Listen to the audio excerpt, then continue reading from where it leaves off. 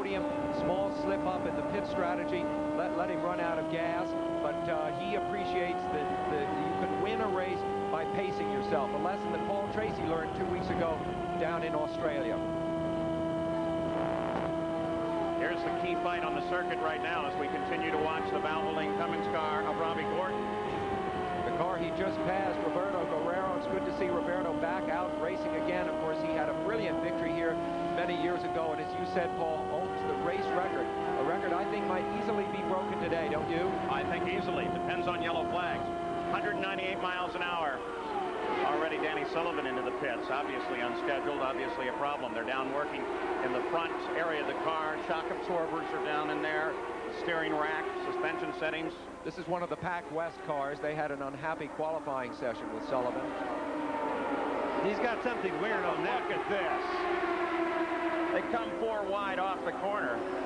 Once again, in qualifying at least, a lot of the cars were touching up over 200 miles an hour down that front straight. Back in through here where we're watching right now, they'd be at 198 miles an hour as we continue to watch now the leader of the race, Bryan Herta. Bryan Herta is handling this traffic brilliantly, and there's no tougher assignment in auto racing probably than driving the Phoenix Oval and weaving your way through high-speed traffic. The fact that this young man has seized the opportunity like this to come from the pole and lead the race, I thought there was every reason why he might be cautious at the start. Instead, he's obviously wired up and driving a very ambitious race.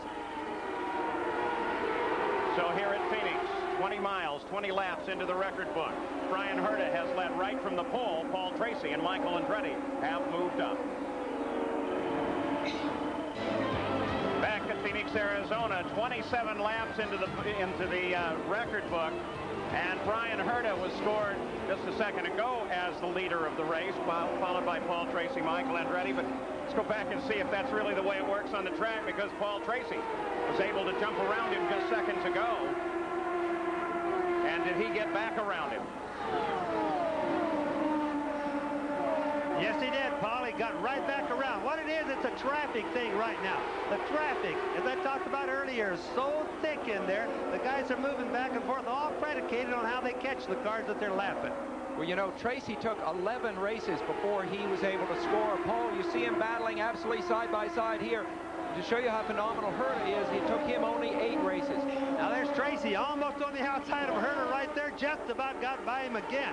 And Michael Andretti right behind him. Fittipaldi then is separated by the car of Stefan Johansson, currently 18. I just watched Michael Andretti come off turn 4 a little while ago. He was so wiggly, so far sideways, I really thought he was going to lose it. That means he's trying as hard as he can. Yeah, and he's also aware that the lead 2 cars could be trouble. One driver, Herta, is inexperienced, and the other, Tracy, has been known to crash. Tracy seems to be much more confident now. There goes Michael, terrific.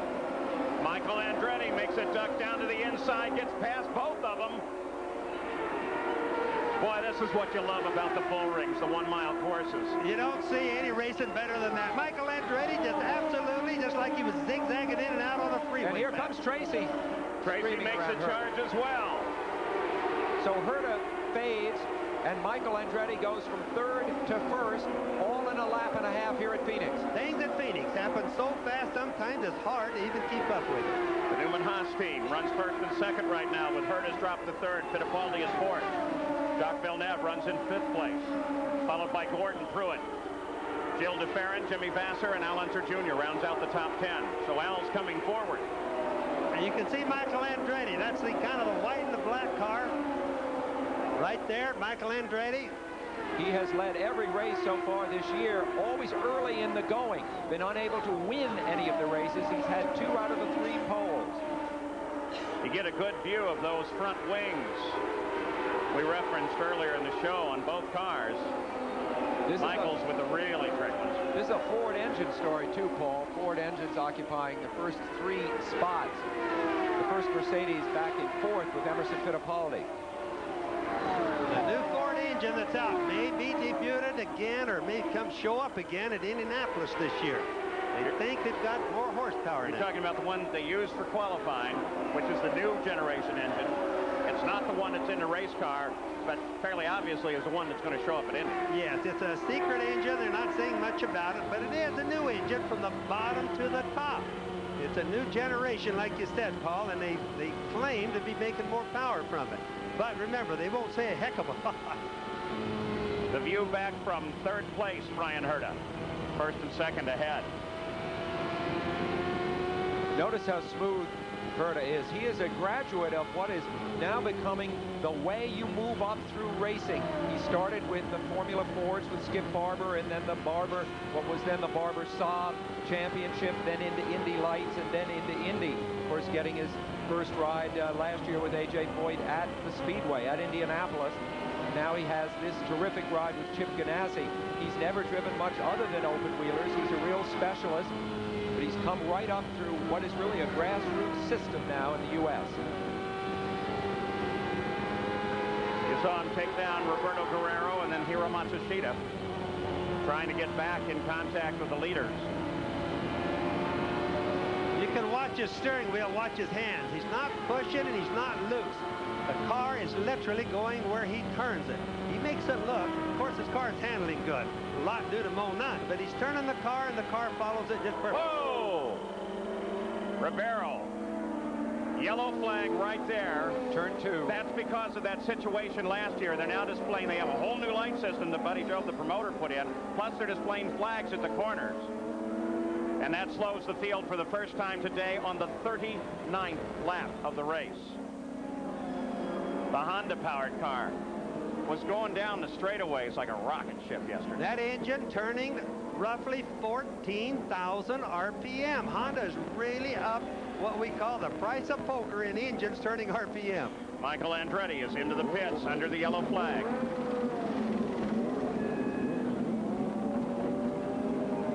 Michael's getting tires. Doesn't look like any chassis adjustment so far. Little change here, though, on Herta's car. Change to the left front wing. Oh, he nipped the hose going out. I wonder if that's going to be a penalty. Well, it usually is. We'll have to see.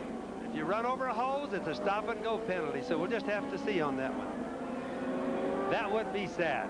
Guy's getting a hurry. Didn't run over much of the hose, but he did clip a little bit of it. And let's see if we can go back and take a look at the problem that was created for Ribeiro. This is the car of Steve Horn. Already up against the wall. But look at this little, I mean, he does a nice job if he has any, if he's doing it at all. A light glance to the wall and then getting her around the corner. He didn't have anything to do with Let's go to Jack Arute.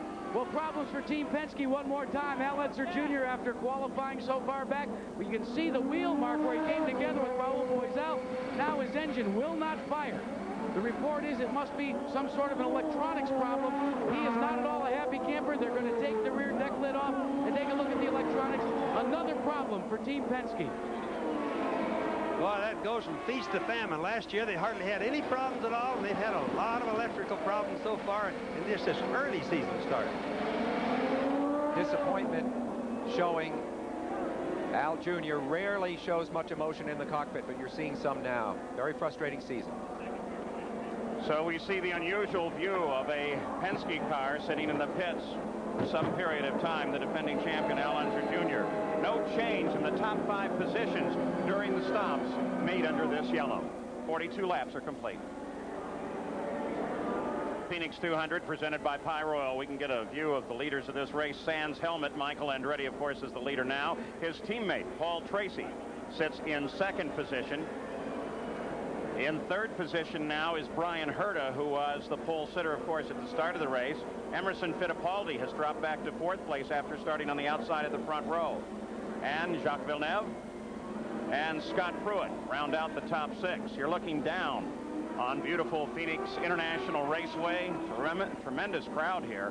And the aerial shots that we have today are provided by the Goodyear Blimp Eagle. It's based over in Carson, California. Not that far of a flight for pilot John Creighton. He's based at Carson, lives in Torrance, California. At the helm today, there it is, the Eagle, high over the track. Now, some things have happened. One of those things is that we saw Robbie Gordon moving up, and then suddenly Jack Arute slid back to 12th. What's going on?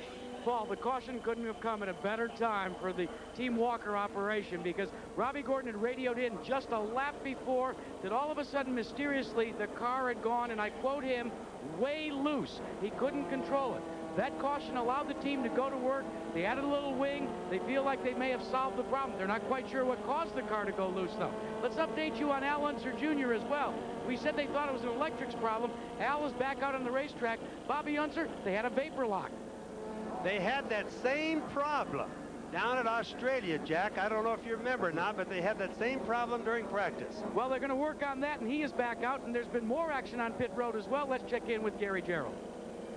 Jack, always one of the concerns when there's an accident is running over debris. Paul Tracy radioed his crew and says, I know I ran over something. They come in and they change the tires, and sure enough, on the rear, the circle and the arrow indicate a very tiny puncture. Just a small piece of debris. I can feel the air sneaking out of there. So he's got fresh rubber. It's not a concern now. Back on the track, hoping that the cleanup leaves no more debris to contend with. Paul? And remember, these are tubeless tires. No tubes in them. So a little hole like that, definitely a leak. All right, we're taking a look here at Dean Hall, who was told to stop by the officials in this position, and they were going to put him back in line, but then apparently he killed the engine, and so now they have to get him restarted. We're under what appears like it's going to be a rather lengthy yellow, and because of the cleanup over coming off of 2, they have the vacuum truck and everything on the track. Apparently, the report is that Dean Hall chose to stop the car after they said, you know, get back in your right position for the restart, and in doing so, that stalled the engine, and now they're trying to get him going again. He could be having a vapor lock problem also, although we don't usually see. These cars run alcohol instead of gasoline. Alcohol is cold. Usually keeps the engines cold. Little Al having these type of problems with vapor lock is definitely a weird type of a thing. So still under the yellow, 48 laps into the record book. Michael Andretti is the leader, followed by Tracy, Hera, Fittipaldi, and Jack Villeneuve. We'll be back with more from Phoenix. Next Sunday here on ABC Sports, defending champion Al Unser Jr. and IndyCar's best hit the streets of Southern California. Palm trees and blue skies. That's the background for the Toyota Grand Prix of Long Beach. That's next Sunday at 4 o'clock Eastern, 3 Central and Pacific, right here on ABC Sports. Do not miss that one. Now we're still under caution here in Phoenix. Let's go down to the pits and Jack.